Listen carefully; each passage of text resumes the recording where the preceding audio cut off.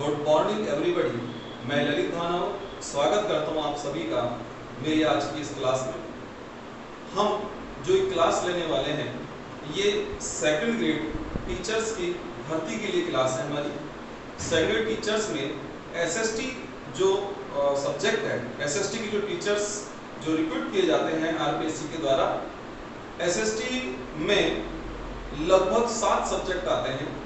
History, geography, political science, public ed, philosophy, sociology और economics और उनका मेथड। बाय स्टूडेंट्स, देखने में ये आया है कि स्टूडेंट्स एक ऐसा सब्जेक्ट जो बहुत टेक्निकल सब्जेक्ट है उसी की एक क्लास मुझे लेनी है, और वो टेक्निकल सब्जेक्ट जिसकी क्वेश्चन ज़्यादातर क्वेश्चन जो होते हैं वो अवधारणात्मक होते हैं, इट मीन्स कॉन्सेप्ट बेस्ड होते हैं, और वो सब्जेक्ट है लोक प्रशासन, पब्लिक एडमिनिस्ट्रेशन। पब्लिक एडमिनिस्ट्रेशन जो सब्जेक्ट है इसमें थोड़ी कमजोरी स्टूडेंट्स की ये होती है कि स्टूडेंट्स का ज़्यादातर ये पढ़ा हुआ नहीं होता है।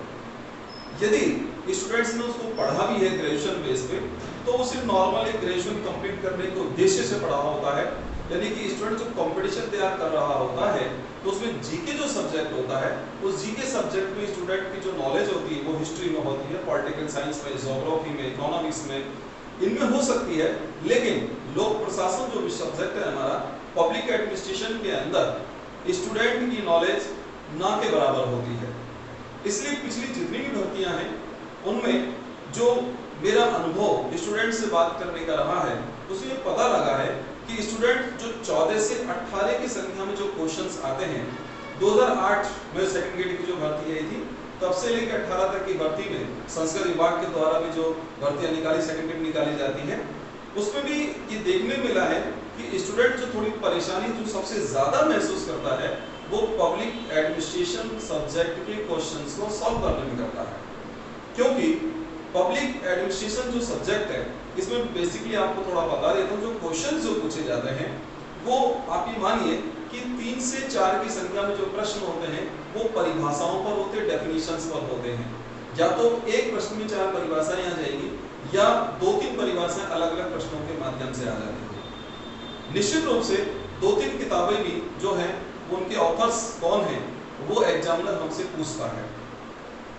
2-3 क्वेश्चन जो होते हैं वो फैक्सेबल होते हैं, जिसमें सिर्फ तथ्यात्मक जानकारी जो है वो विद्यार्थी से ली जाती है। लेकिन बाकी जो सारे क्वेश्चंस होते हैं उसमें स्टूडेंट जो है अपनी एक प्रॉब्लम महसूस करता है और वो कंसेप्ट बेस्ड। क्योंकि लोक प्रशासन के अंदर प्रशासन से संबंधित यानी कि भारत सरकार का जो प्रशासन है उस प्रशासन से संबंधित जानकारी ली जाती है। अब चूंकि बात यह है कि पहले पढ़ा हुआ होता ही नहीं है, क्योंकि यदि मैं राजस्थान स्टेट के अलवर डिस्ट्रिक्ट की यदि बात करूं तो मैंने देखा है, मेरे 22 इयर्स यानी 22 साल के जो पढ़ाने का अनुभव रहा है कॉम्पिटिशन क्लासेस का, इसमें मैं उत्तर पूर्व के वगैरह अलवर, जयपुर, दौसा, सीकर इन जिलों के अंदर पढ़ाने के बाद मैंने देखा है कि स्टूडेंट की ज़्यादा अप्रोच होती नहीं है लोक प्रशासन विषय के अंदर। इसलिए स्टूडेंट सेकंड ग्रेड में जो एसएसटी के स्टूडेंट्स हैं वो पब्लिक एडमिनिस्ट्रेशन जो विषय है उस विषय को लेकर थोड़ी घबराहट ज़्यादा महसूस करते हैं। अब आप यकीन मानिए कि मैं आपको लोक प्रशासन विषय से जो आपका डर है उस डर को निकालने का पूरा प्रयास करूंगा। सब्जेक्ट जो हमारा पब्लिक एडमिनिस्ट्रेशन है, मैं इसे बहुत ही सरल भाषा में, बहुत ही सरल शब्दों का इस्तेमाल करते हुए इसको आप तक पहुंचाऊंगा, और आपका कंसेप्ट जो है हर टॉपिक पर आपका कंसेप्ट एकदम क्लियर होगा और ये डर आपका खत्म हो जाएगा। क्योंकि हम लोक प्रशासन के जो तैयारी करेंगे तो हमें ध्यान रखना है, तो आपको भी ध्यान रखना है, मैं तो ध्यान रख ही रहा हूँ कि हमें आरपीएससी के सिलेबस से बिल्कुल बाहर नहीं जाना है। आरपीएससी जो सिलेबस हमें दे रही है, आरपीएससी के सिलेबस में जो पॉइंट दिए हुए हैं जिस सब्जेक्ट के, चाहे वो एडमिनिस्ट्रेशन, पब्लिक एडमिनिस्ट्रेशन सब्जेक्ट है, चाहे वो सोशियोलॉजी है, पॉलिटिकल साइंस है, इकोनॉमिक्स है, हिस्ट्री है, ज्योग्राफी है, कोई भी सब्जेक्ट है, उसका ये धारणा आपको नहीं बनानी है, ये सोच आपको नहीं बना के रखनी है कि आरपीएससी कहीं से भी पूछ सकती है। यदि ऐसा है तो मैं आपको बकायदा प्रूफ दे सकता हूँ। आप आरपीएससी पर इस प्रकार का इल्जाम नहीं लगाएं, क्योंकि कंपटीशन बहुत हेल्दी होता है। कंपटीशन कभी भी ऐसा नहीं कि बच्चे को कोई उसका गला काट रहा हो या उसको हलाल कर रहा हो, ऐसा एग्जामिनर की कोई मंशा बिल्कुल नहीं होती है। एक स्वस्थ प्रतियोगी परीक्षा जो है आरपीएससी द्वारा आयोजित की जाती है और उसके जो क्वेश्चंस होते हैं, जो एक अपेक्षा सेकंड ग्रेड अध्यापक से की जाती है कि भाई ये क्वेश्चंस का आंसर उसको आना चाहिए इस विषय के बारे में, तो जो जानकारी नॉर्मल आपकी दी जाती है। एक मैंने जो देखा है वो ये है कि स्टूडेंट ये मानता है कि सर इसमें 7 सब्जेक्ट है। माय डियर से ध्यान रखिए, आप विषय पर ध्यान ना दें। विषय 7 है वो ठीक है, लेकिन उनमें टॉपिक कितने पूछे जा रहे हैं आपसे। भाई पॉलिटिकल साइंस आपका विषय है तो ये तो नहीं पूरा पॉलिटिकल साइंस आरपीएस से आपसे पूछ रही है। पब्लिक एडमिनिस्ट्रेशन कोई विषय है तो पब्लिक एडमिनिस्ट्रेशन के अंदर टॉपिक्स दिए हुए हैं और वही टॉपिक आपको तैयार करने हैं। टॉपिक ऐसा नहीं है कि पब्लिक एडमिनिस्ट्रेशन आपको जो क्वेश्चन को नेट स्टाइल पर कोई एग्जाम हो रहा है तो उसका आपको पूछा जाएगा। इसलिए सबसे पहले आपको जो ये फोबिया है, ये जो इसको निकालना पड़ेगा कि आरपीएससी कहीं से भी क्वेश्चन पूरा कर सकती है। ऐसा बिल्कुल नहीं है, क्योंकि पिछले क्वेश्चंस जो पेपर आए हैं उन पेपर्स को जब सॉल्व करें उनको देखें तो हमें पता लगेगा कि आरपीएससी ने वही पूछा है जो उसने टॉपिक में दिया है। उससे ज्यादा उसे पूछने की आवश्यकता नहीं है, क्योंकि एक टॉपिक से सैकड़ों क्वेश्चन बनाए जा सकते हैं। इस प्रकार का हमारा कंसेप्ट होना चाहिए कि आरपीएससी हमसे ईमानदारी से जो बात कर रहे हैं उसका उत्तर हमको देना है और ये हमारा फर्ज बनता है। और हमारा फर्ज ये बनता है कि हम आरपीएससी का जो सिलेबस है उस सिलेबस को पूरा पढ़ें। आप एक दो टॉपिक तो छोड़ सकते हैं, लेकिन ऐसा नहीं कर सकते। हाँ, एक दूसरी मानसिकता आप जो बच्चा बना लेता है वो बार-बार हमसे देखा कि ये पूछता है कि सर किस टॉपिक से क्वेश्चन ज्यादा पूछे जा सकते हैं। ऐसा कोई पॉसिबिलिटी नहीं है, क्योंकि यहाँ ये ध्यान रखना, सातों जो सब्जेक्ट है उन सब्जेक्ट में सब में जो क्वेश्चंस के एवरेज है वो यही होता है। किसी से 15 क्वेश्चन पूछे गए, किसी से 17 पूछे गए, किसी से 18 पूछे गए, किसी से 19 आ गए। लेकिन ये है कि 15 से 17, 18, 19 की संख्या में क्वेश्चन आपसे 100% उनसे पूछता है। यानी कि उन क्वेश्चंस में पब्लिक एडमिनिस्ट्रेशन सब्जेक्ट या इसके अलावा कोई सब्जेक्ट जो भी है उस सब्जेक्ट की पूरी जानकारी वो आपसे ले लेगा। ये तो थी मेरी बातें लोक प्रशासन विषय के बारे में। मैं एक दो क्लास के बाद आपको पूरे पब्लिक एडमिनिस्ट्रेशन के जो पेपर्स आए उनके एनालिसिस आपको कराऊंगा और आपको ये बताऊंगा कि किस तरीके से कितने प्रश्न पूछे गए हैं और किस तरीके से हमको आगे इसकी तैयारी करनी है। लेकिन आज की क्लास में हम पब्लिक एडमिनिस्ट्रेशन में लोक प्रशासन जो विषय है उसमें हम सबसे पहले टॉपिक की बात कर रहे हैं। और सबसे पहला जो फर्स्ट टॉपिक है वो लोक प्रशासन में पूछा गया हमसे कि लोक प्रशासन का अर्थ, उसकी परिभाषाएं और उसकी प्रकृति। हम आज इन्हीं दो टॉपिक्स पर चर्चा करेंगे इस क्लास के अंदर, और वो होगी क्या कि लोक प्रशासन का अर्थ, उसकी कुछ महत्वपूर्ण परिभाषाएं और उसके बाद उसकी जो नेचर है, उसकी जो प्रकृति है, लोक प्रशासन की कैसी है, उस पर हमको विशेष तौर पर ध्यान यहाँ पर देना है। तो आइए हम लोग स्टार्ट करते हैं हमारा विषय पब्लिक एडमिनिस्ट्रेशन यानी कि लोक प्रशासन। माय डियर स्टूडेंट्स, लोक प्रशासन की जो यात्रा है, ये लोक प्रशासन जो विषय, पहले हम इसके बारे में बात करते हैं कि बेसिक, आगे हम इसकी परिभाषा उसके बाद हम लोग आगे देखेंगे। लोक प्रशासन को यदि हम देखें तो ये मैं आपको बताना चाहूंगा कि लोक प्रशासन की जो भूमिका है वो दो अर्थों में ली जाती है। एक होता है सामाजिक गतिविधि के रूप में और एक होता है अध्ययन विषय के रूप में। अब दोनों भूमिकाओं को हमको यहाँ पर देखना है कि सामाजिक जो गतिविधि, जो पहले अर्थ की बात कर रहे हैं कि लोक प्रशासन की सामाजिक गतिविधि के रूप में क्या भूमिका होती है। तो माय डियर से ध्यान रखिए कि लोक प्रशासन जो सब्जेक्ट है वो सामाजिक गतिविधि के आधार पर अति प्राचीन है, प्राचीनतम है, क्योंकि जब से सभ्यताओं का रूप रहा है, जब से हमारी सभ्यताएं रही हैं, विश्व की जो सभ्यताएं रही है, उन प्रत्येक सभ्यता का प्रशासन रहा है। हम ये नहीं कह सकते कि कोई भी सभ्यता जो है वो सभ्यता ऐसी रही है कि उसका क्या है कि प्रशासन नहीं है। ऐसे कोई सभ्यता नहीं है, क्योंकि जब शासन होता है, क्योंकि सभ्यता है, तो सभ्यता को संचालित करने के लिए, उस नगर को संचालित करने के लिए वहां का शासन होता है, और जब शासन होता है तो निश्चित रूप से ध्यान रखिए प्रशासन होता है। क्योंकि हम ये ऐसा बिल्कुल नहीं हो सकता कि कोई शासन हो और उस शासन का प्रशासन नहीं। तो आप ये ध्यान रखना कि सामाजिक गतिविधि के आधार पर लोक प्रशासन जो है, ये लोक प्रशासन विषय जो है वो अति प्राचीन है। पिछली जो भर्ती अभी हाल ही में हुई थी उसमें ये क्वेश्चंस पूछा गया है कि जो लोक प्रशासन विषय है वो किस आधार पर है, क्या है। तो नीचे वो देते हैं कंसेप्ट में कि अध्ययन विषय के रूप में प्राचीन है या सामाजिक गतिविधि के रूप में प्राचीन है। तो आप ये ध्यान रखिए सामाजिक गतिविधि के रूप में प्राचीन है। हम इस सामाजिक गतिविधि के आधार पर आज कहा कि जब जब सभ्यताएं होते हुए मिलता है।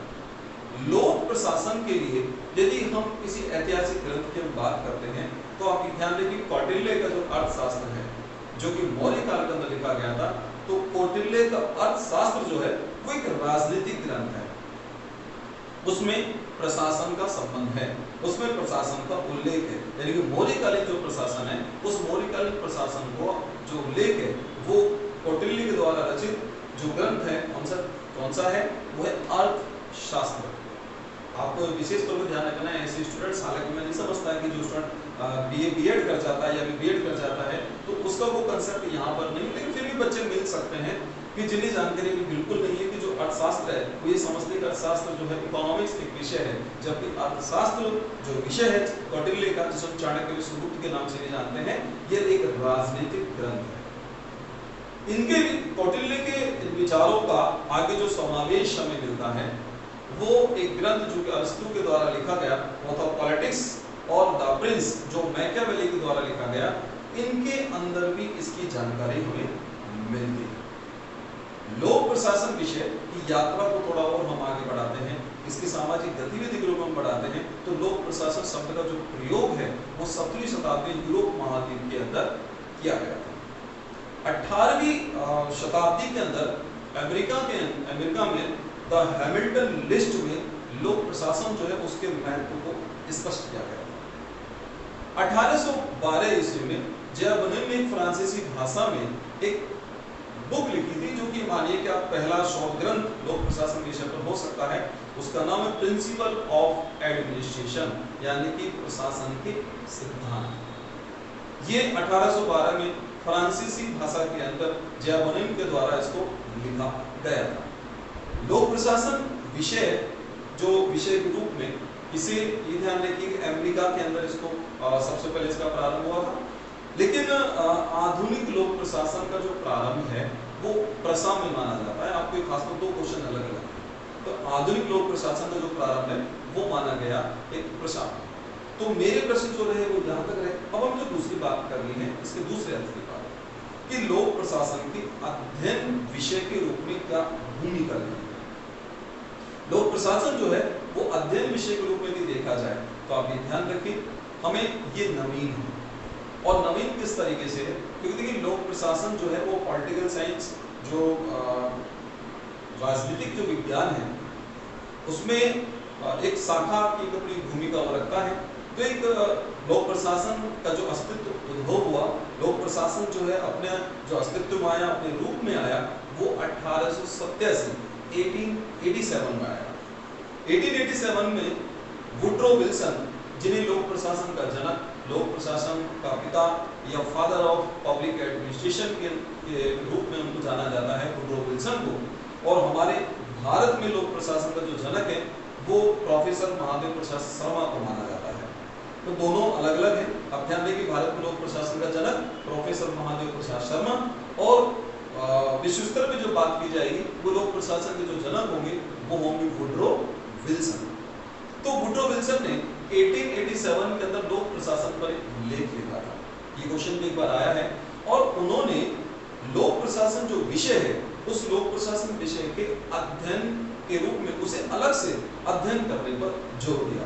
पिछली बार यही प्रश्न इसी तरीके से पूछा गया है कि वुड्रो विल्सन का जो विचार और लोक प्रशासन विषय के बारे में पूछा गया था, और वो क्या था कि वुड्रो विल्सन ने ये कहा बकायदा कि लोक प्रशासन जो विषय है इसको एक अलग विषय के रूप में इसको पढ़ना चाहिए, इसका अध्ययन करना चाहिए, इस विषय का एक अलग अस्तित्व होना चाहिए।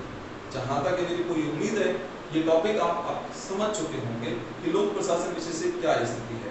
तो लोक प्रशासन विषय का जो अर्थ है, अभी मैंने आपको दो अर्थों में बात की जाती है, एक सामाजिक गतिविधि और दूसरा होता है इसका अध्ययन विषय के रूप में। तो लोक प्रशासन जो है वो सामाजिक गतिविधि के आधार पर अति प्राचीन है, क्योंकि जब जब सभ्यताएं रही हैं तब तक उनका शासन रहा है, और उनका शासन रहा है तो निश्चित शासन के साथ प्रशासन भी रहा है।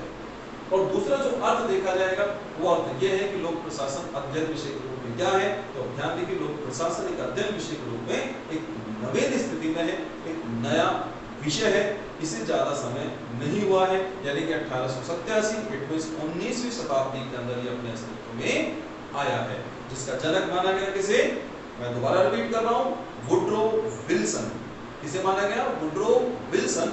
और वुड्रो विल्सन ने ही क्या कहा है कि लोक प्रशासन जो विषय है इसे अलग से अध्ययन करने की आवश्यकता है, इसे अध्ययन की दृष्टि से अलग किया जाना चाहिए।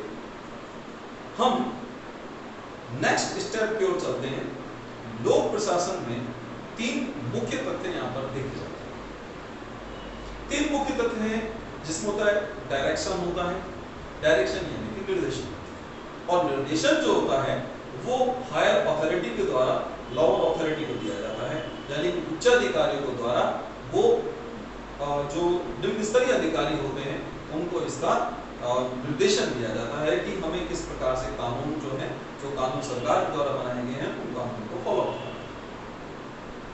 जैसे हम ये देखिए कि राजस्थान सरकार में या राजस्थान सरकार कोई स्टेट जो होता है, उस स्टेट गवर्नमेंट के अंदर मुख्यमंत्री के आदेश जो आते हैं वो आते हैं चीफ सेक्रेटरी जो होता है मुख्य सचिव के पास होता है, मुख्य सचिव आगे संभागीय आयुक्त को देता है, संभागीय आयुक्त अपने अंडर में रहने वाले कलेक्टर्स को, और कलेक्टर्स अपने जिलों में निचली जो अधिकारी होती है एडीएम एसडीएम वगैरह तहसीलदार वगैरह उनके माध्यम से उसको फॉलो कराता है।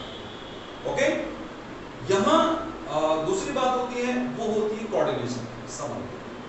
कोऑर्डिनेशन जो होता है वो हाई टू लॉ भी होता है, और वो साइड यानी कि अगल बगल सीधी भाषा में कहें तो यानी कि दाएं से बाएं बाएं से दाएं के अंदर भी होता है, समतल स्थिति में भी है और नीचे से नीचे की ओर भी है, जिसको हम लोग कोऑर्डिनेशन क्या होता है कि देखिए कोऑर्डिनेशन होना बहुत जरूरी है।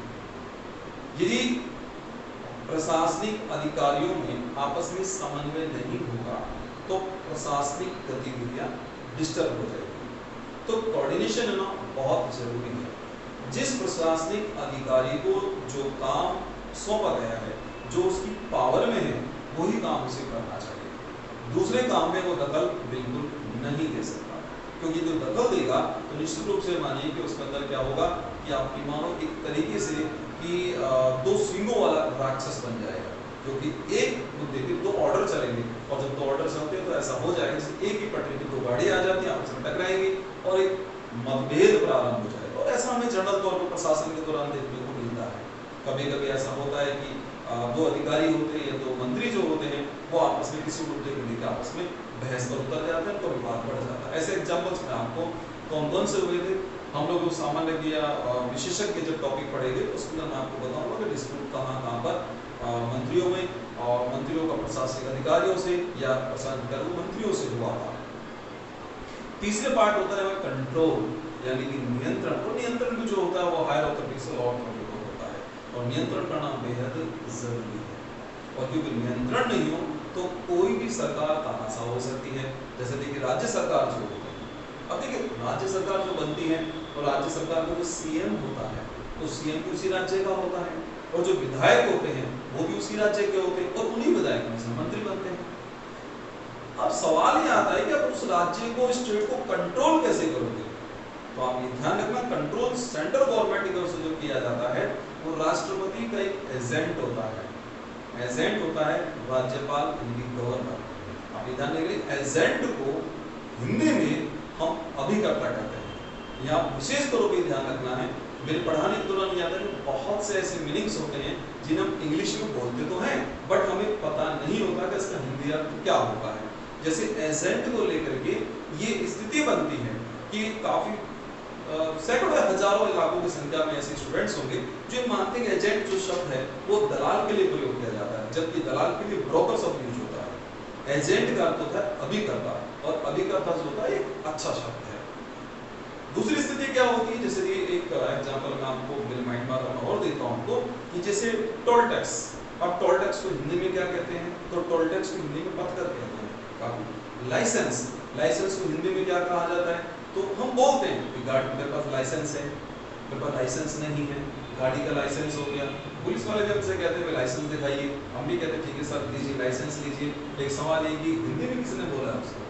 तो हिंदी में लाइसेंस को हम क्या कहते हैं? लाइसेंस को कहते हैं अनुज्ञा पत्र, यानी कि अनुज्ञा हमें मिली है पत्र के माध्यम से कि हम इस समय ट्रेनिंग के बाद कि हम जो गाड़ी चलाने में क्या सब चल रहा है, क्योंकि आरटीओ जो ऑफिसेस होते हैं वहाँ पर बाकायदा देखने एक अधिकारी होता है, निरीक्षण करता है, आपको गाड़ी चलाते, फिर आपको अपनी रिपोर्ट आगे देता है कि ये जो व्यक्ति है ये 2 व्हीलर चलाने में, 4 व्हीलर चलाने में या हैवी व्हीकल चलाने में बकायदा निपुण है, सिद्धस्त है, ये ट्रेंड है और इसे लाइसेंस दे दिया जाए। तो वो लाइसेंस होता है अनुज्ञा पत्र होता है। ऐसे बहुत से हमारे शब्द होते हैं जिनको हम लोग ज़्यादातर नहीं जानते हैं, और इंग्लिश अंग्रेजी में या वो अंग्रेजी वालों की हिंदी नहीं जानते, इस प्रकार से वर्डों में थोड़ा सा ध्यान रखना है, ये विशेष तौर पर। तो मैंने जो 2 शब्द आपको बताया, तो वो अदर जो एग्जाम्स है या सेकंड ग्रेड का मिलेगा तो वहाँ हाँ देखिए इसी में जो सिस्टम है, सेकंड ग्रेड पेपर में क्वेश्चन आएगा वो था पॉलिटिकल साइंस, और बात वहाँ पर ये थी कि जो संघात्मक जो व्यवस्था है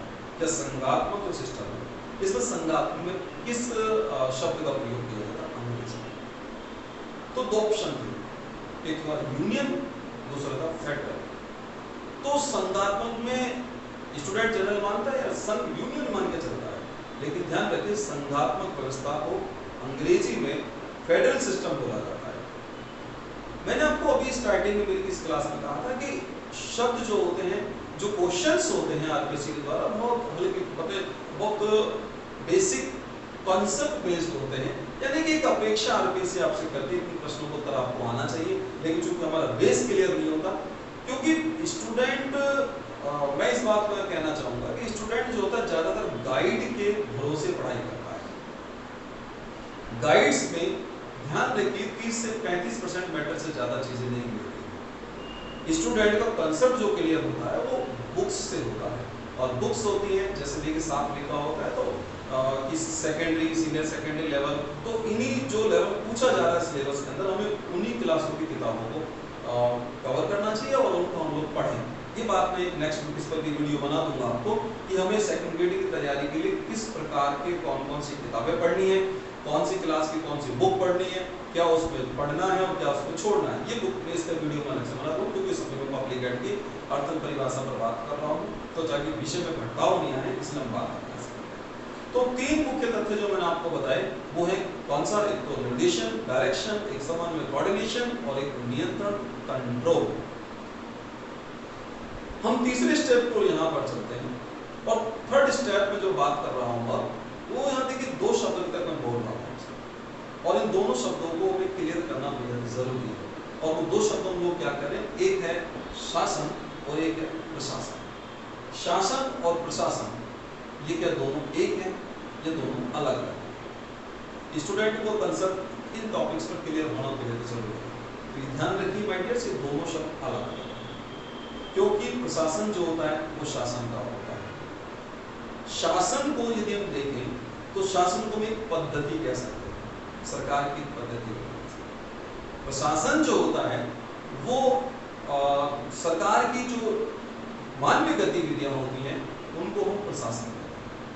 अब ये दोनों जो शब्द हैं शासन और प्रशासन, इन दोनों को मैं आपको एकदम बहुत ही सरल शब्दों में और बहुत सादा शब्दों में मैं आपको समझा रहा हूँ, और निश्चित रूप से आपके समझ शासन जो होता है, जैसे मैंने कहा कि शासन एक प्रकार से पद्धति है। शासन का दूसरा अर्थ हम लेते हैं सरकार।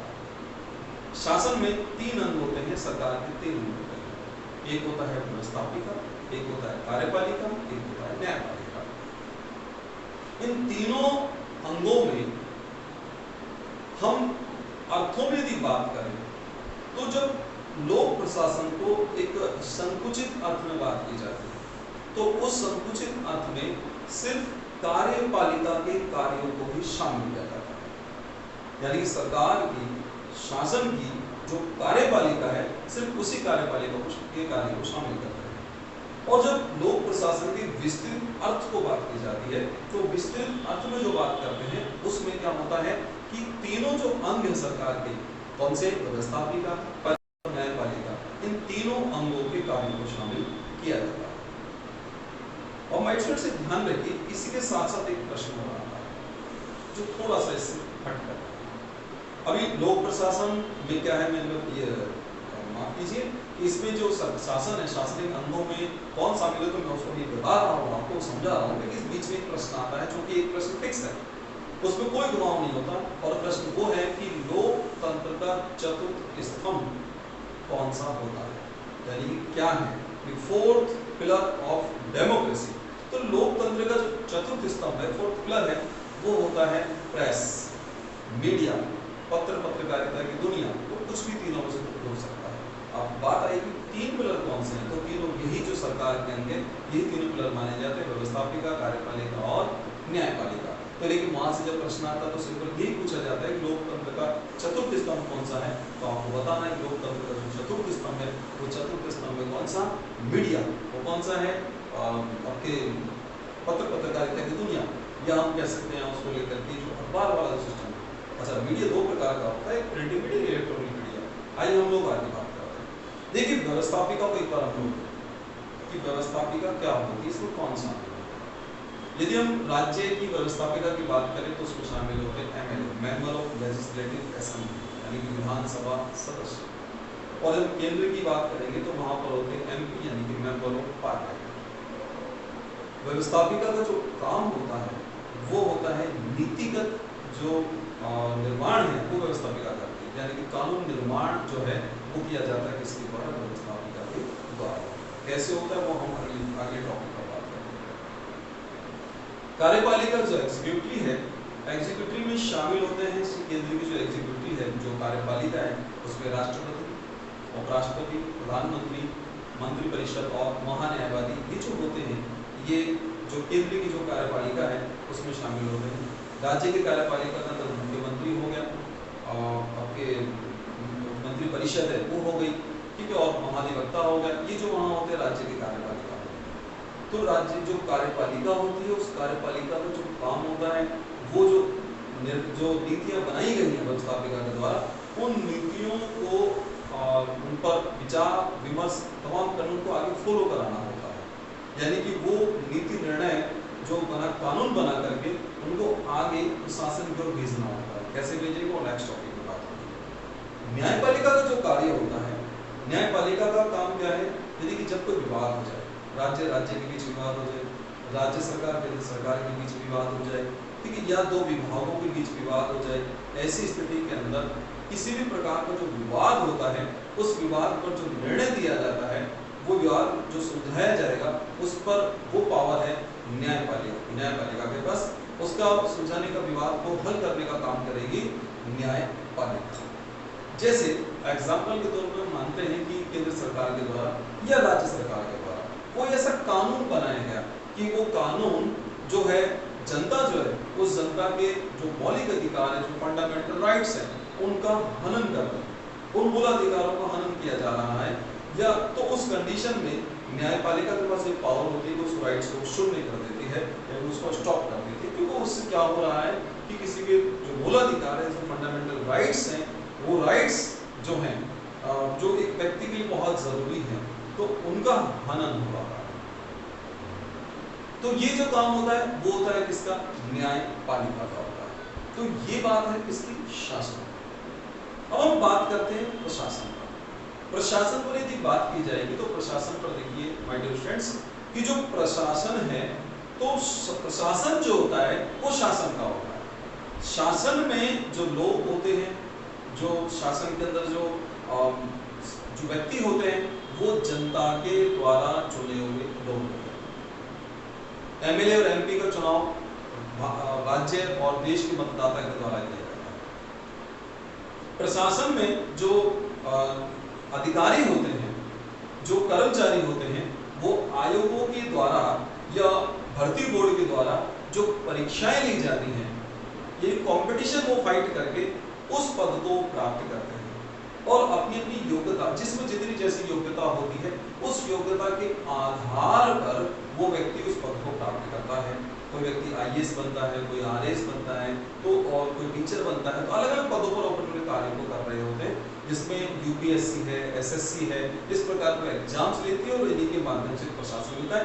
और प्रशासन का जो काम होता है वो काम होता है सरकार के जो कानून है उन कानूनों को जनता की सेवा में रखना, यानी जनता की देखभाल करना, जनता के लिए कार्य करना और वो कानून जनता के द्वारा उनको फॉलो कराना और जनता उन कानूनों की पालना करे।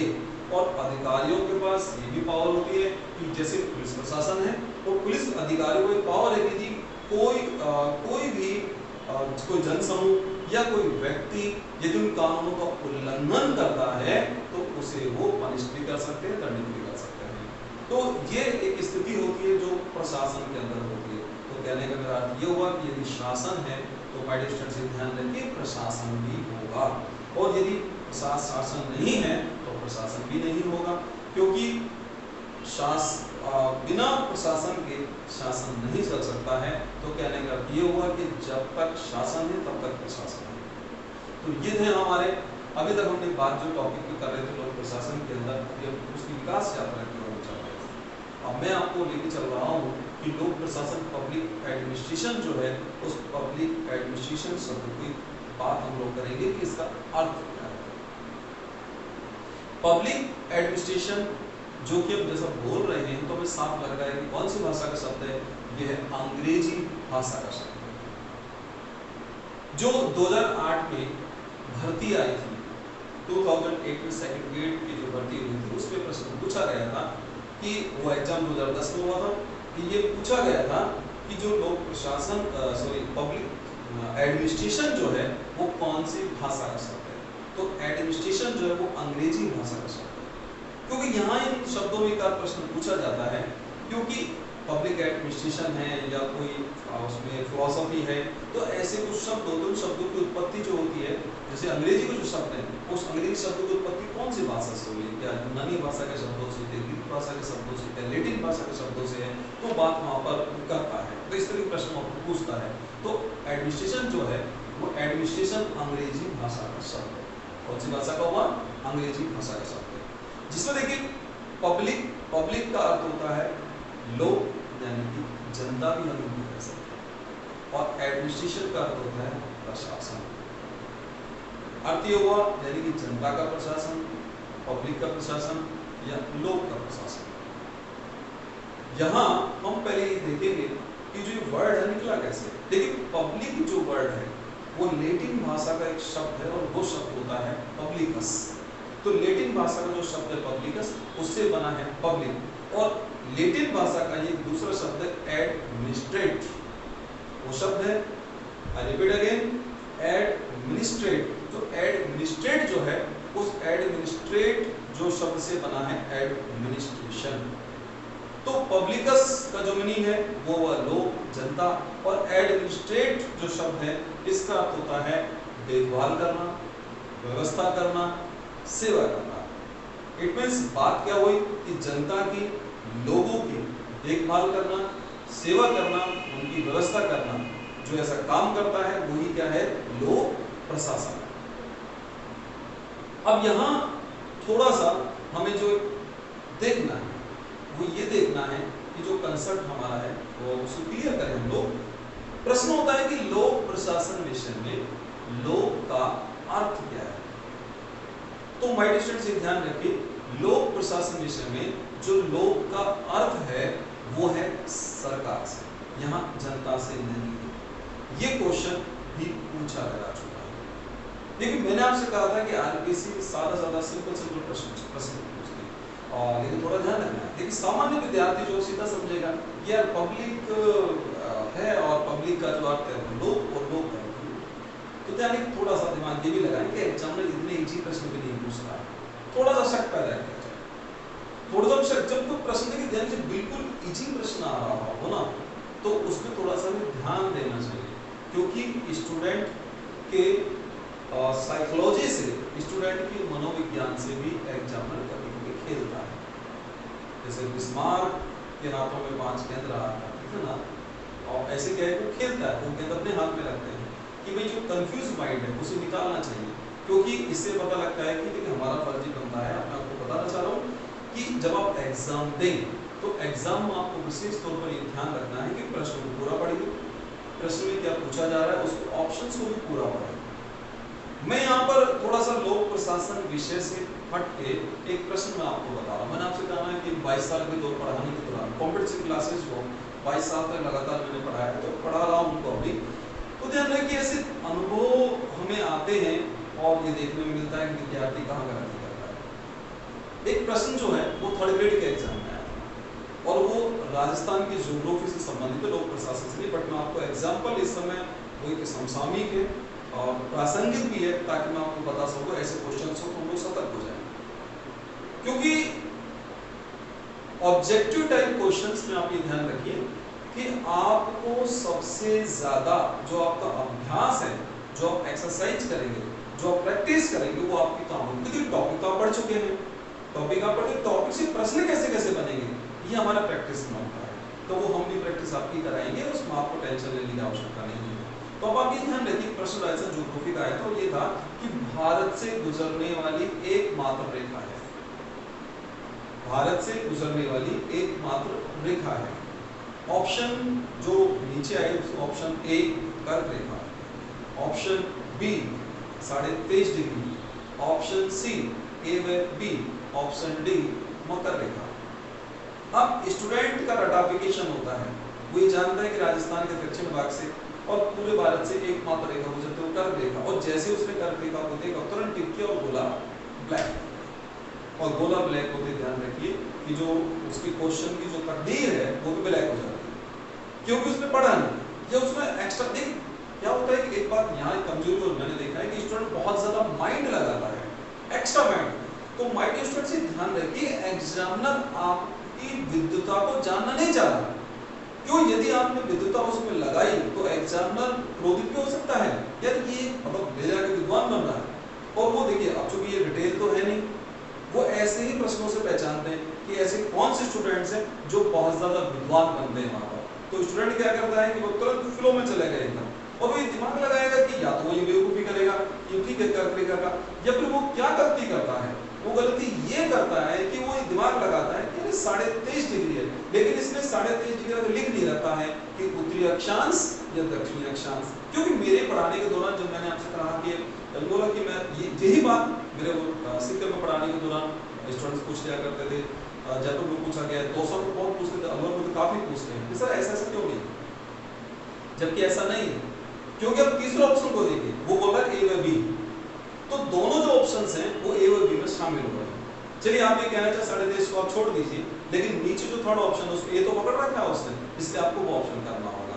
तो माय डियर ध्यान रखिए, हमें ऑब्जेक्टिव टाइप परीक्षा जो प्रणाली हमारी है, जो ऑब्जेक्टिव टाइप हमारा एग्जाम सिस्टम है, ये कभी भी रटाफिकेशन पे जोर नहीं देता है। ये ध्यान रखिए, आई रिपीट अगेन, रटाफिकेशन पे जोर नहीं देता है, क्योंकि जिसने रटा वो हटा, वो निश्चित रूप से फेल होगा।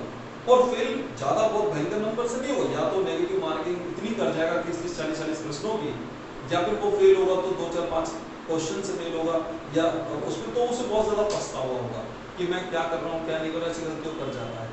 तो आपको खासतौर पर ध्यान रखना है कि लोक प्रशासन जो विषय है, इस लोक प्रशासन विषय में जो लोक का जो अर्थ है, वो लोक का अर्थ है सरकार से। अब हम लोग चलते हैं इसके नेक्स्ट स्टेप। अब लोक प्रशासन जो विषय हमारा है, इसमें मैं आपको कुछ परिभाषाएं बताऊंगा कि जो एग्जाम की दृष्टि से जो फिक्स है, लगभग इन पर घूम फिर करके क्वेश्चन आते रहते हैं, जो बहुत ही महत्वपूर्ण परिभाषाएं हैं। देखिए, लोक प्रशासन विषय के बारे में मार्शल जो ईडीमोक है, मार्शल ईडीमोक ने कहा है कि जो लोक प्रशासन है वो क्या और कैसे का समन्वय है, कि उसमें क्या और कैसे का जो समन्वय है, ये कहने वाले कौन है? मार्शल ईडीमोक। लोक प्रशासन के जो जनक हैं, जो वुड्रो विल्सन माने जाते हैं, उन्हें लोक प्रशासन को ये कहा है कि लोक प्रशासन जो लोक नीति है, उस लोक नीति का सफल क्रियान्वयन है। जो उनका लोक नीति का जो क्रियान्वयन है, उसी को क्या कहा जाता है? लोक प्रशासन कहा जाता है। ये कहा है लोक प्रशासन के जनक कौन? वुड्रो विल्सन ने। यहां हम देखते हैं कि डॉनहम जो रहे हैं, उन्होंने ये कहा कि यदि हमारी सभ्यता का यदि विनाश होता है, सभ्यता यदि असफल होती है, तो वो होगी प्रशासन की विभंगता के कारण। क्योंकि सभ्यता की सफलता, देखिए कोई भी देश हो या कोई सरकार है, उसकी सफलता उसके प्रशासन पर ही निर्भर होती है। क्योंकि प्रशासनिक जो अधिकारी होते हैं, उन अधिकारियों का जनता से सीधा संबंध होता है, न कि किसी मंत्री का। क्योंकि देखिए, मुख्यमंत्री से भी मिलना है तो आम आदमी नहीं मिल पाएगा, प्रधानमंत्री से नहीं मिल पाएगा, लेकिन आम आदमी प्रधानमंत्री तक अपनी बात जो है एक कलेक्टर के माध्यम से, सीएम तक अपनी बात जो कलेक्टर के माध्यम से पहुंचा सकता है। तो इस प्रकार जो है वो ये अति महत्वपूर्ण परिभाषाएं हैं, जो परिभाषाएं घूम फिर करके बकायदा पूछी जाती है। माय डियर स्टूडेंट्स, आज की मेरी ये क्लास जो थी वो लोक प्रशासन के अर्थ, उसकी परिभाषाएं और उसके लोक प्रशासन का विकास, और हमने आज बात की लोक प्रशासन की प्रकृति के बारे में।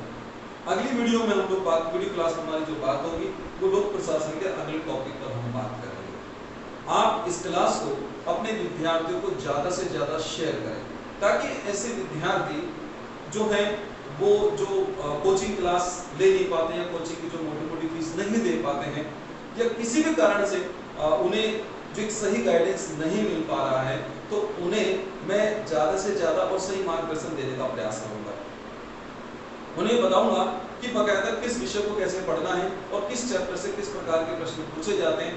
आपको जो टफ से टफ विषय है, जो आपको लगता हो एसएसटी के अंदर, चाहे वो हिस्ट्री है, चाहे पॉलिटिकल साइंस है, ज्योग्राफी है, इकोनॉमिक्स है, सोशियोलॉजी है, फिलॉसफी है, या लोक प्रशासन है, किसी भी विषय को कोई प्रश्न हो तो आप बकायदा उसको कमेंट्स में छोड़ सकते हैं, उसका उत्तर मैं आपको दूंगा। और अभी हमारे लोक प्रशासन विषय की बात चल रही है। नेक्स्ट वीडियोस मैं कोशिश ये करूंगा कि आपको 2 क्लासेज आपको प्रतिदिन आपको मिल जाएं। एक मेरा पूरा प्रयास रहेगा, क्योंकि समय का अभाव रहता है, क्योंकि 7-7, 8-8 क्लासेस जो लेने के बाद वीडियो क्लासेस बनाने के लिए भी हमें क्या है कि बकायदा रातों रात मेहनत करनी होती है। तो वो मेहनत कोई बात नहीं, वो आपके लिए है, आप सफल होते हैं, हमें बेहद खुशी मिलती है, और मुझे बेहद खुशी मिलेगी आपकी सफलता को देख करके। तो आप ये ध्यान रखिए, आप अपने साथियों को ज़्यादा से ज़्यादा इसको शेयर करें, ताकि वो इसका लाभ उठा सकें। आप इसे लाइक करें, शेयर करें, और प्लीज सब्सक्राइब भी इसे जरूर करें। धन्यवाद, नमस्कार। आपके उज्जवल भविष्य की कामना के साथ मैं आपसे विदा लेता हूँ। एक बार फिर आपका धन्यवाद।